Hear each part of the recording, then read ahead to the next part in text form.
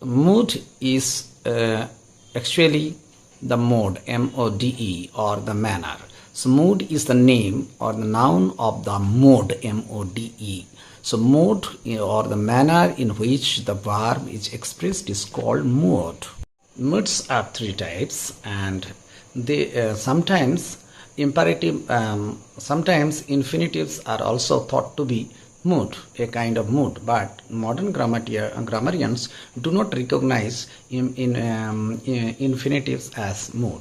So we have only three kinds of mood in English. They are indicative, imperative, and a subjunctive. Indicative mood actually includes all declarative and questions in declarative sentences, in affirmative, in negation, and also in questions. So affirmative expressions, negative expressions, and questions are raised in indicative mood. So in the sentences that indicate some affirmation, negation, or questions are called indicative mood. The examples of indicative moods are almost all the sentences that we write in general statement. I do, he goes, can I do this, can I do that.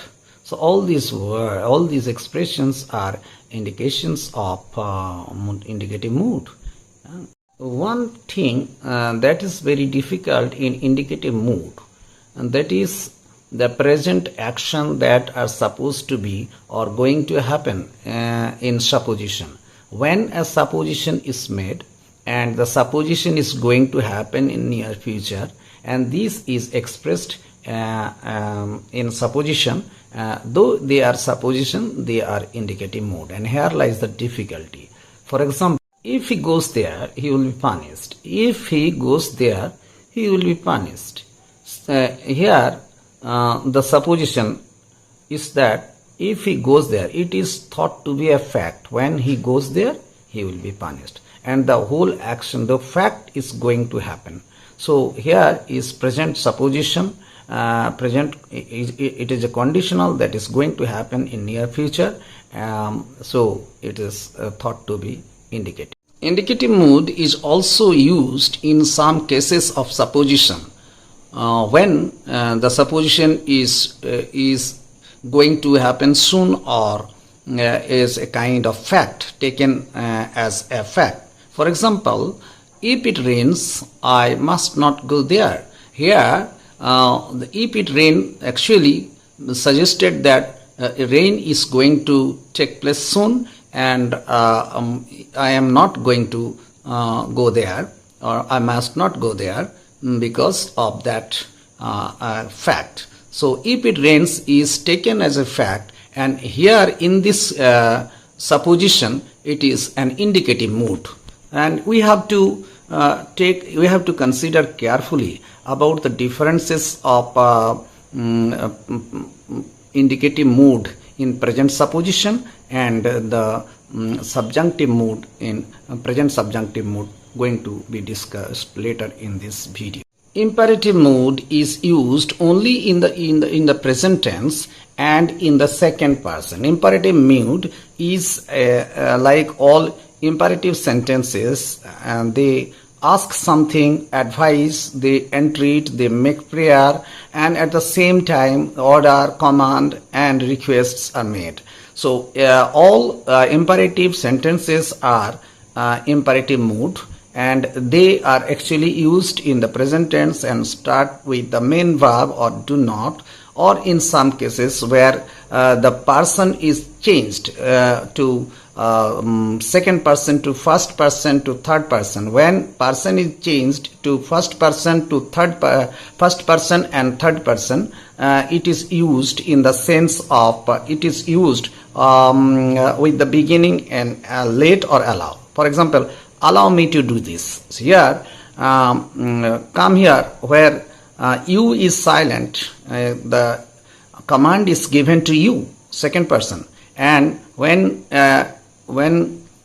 let me do it, when it is suggested that allow me to do this, here the person is changed. So when person is changed from first person, from second person to first person and third person, we use let and allow, and these two are also the two, when they are used in the very beginning of a sentence. The allow and let are also imperative sentences.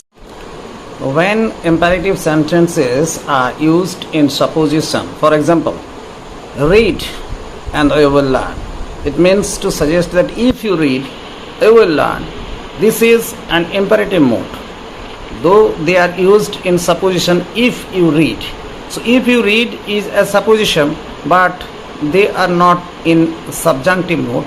It is actually an imperative, because it means to suggest read. If you read, you will learn. The famous do or die is also a kind of imperative mode, because here the speaker means to suggest unless you do, you will die. So here is supposition, if you do not do, you will die. So here is a supposition, but this supposition is meant in the imperative. So it is an imperative mode. Do or die is an imperative. The most difficult portion of mode is subjunctive mode, and most of the students suffer very much in this portion because of the lack of understanding here. So we are going to discuss present subjunctive now. Present subjunctive use almost in a difference, contrary to a supposition that are used in indicative mode and present indicative supposition, present supposition. Here sometimes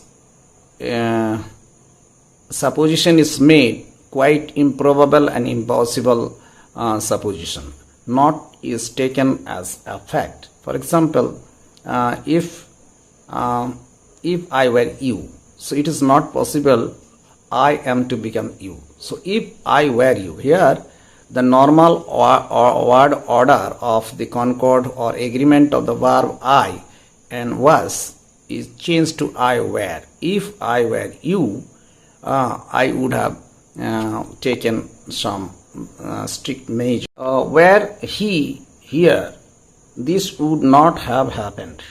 So this is also a subjunctive mode, and here an impossible and improbable supposition is made. When improbable and impossible supposition are made, we call it subjunctive mode. And here the normal order of concord I was is changed to I were. He was changed into he were or were he. Subjunctive mode expresses a wish, long live Netaji, or may the king long live, may the queen long live. So all these wishes are prayers that are made in the form of wish are called subjunctive mode. Had he been here is an eager wish or intention, and this is also a subjunctive mode. May he be here is also a subjunctive mode, and these sentences are in subjunctive, and they are expressing an inner wish, an eager wish of the speaker, and this eager wish of the speaker can change the mood. So this expression of wish is subjunctive mode. Subjunctive mode is also used in some sense where some resolution or some proposals are taken, but they are not carried out yet.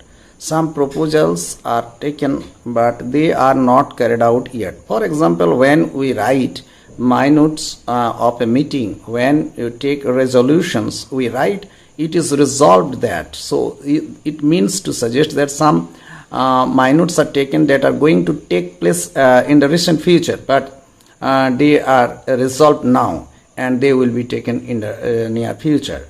So this proposal, when taken and it is written, it is subjunctive. They are called subjunctive. it is resolved that the minute of the meeting be confirmed. This is a present subjunctive. This is a subjunctive. The convict is sentenced that he be hanged to the neck to death. This is also a case of subjunctive mode, because here is also a proposal that are not carried out yet. So proposal when not carried out yet is also a kind of subjunctive mode.